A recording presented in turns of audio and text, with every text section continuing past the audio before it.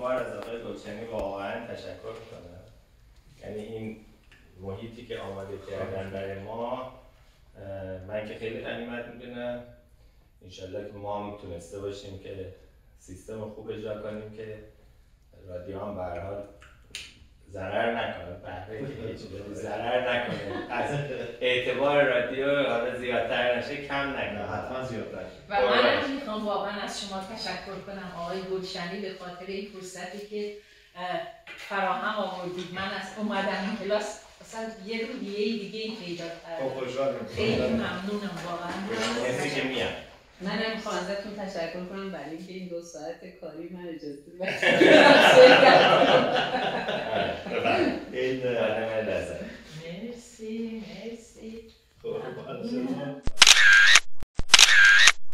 خانم الهام، خانم مرسی که شما اینجوری از سر کار میاید. خانم آزیتا رایی بود. ستا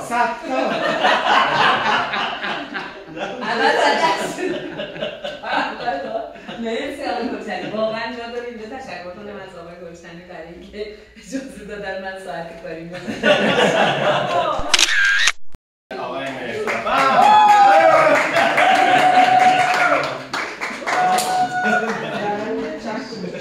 واقعا منم به نوبه خودم تشکر میکنم. حالا این برای لطفی که به ما داشتن، هم جناب دکتر دستیارشون و آقای گلشنی، هم به خاطر کار بزرگ رادیو بامداد.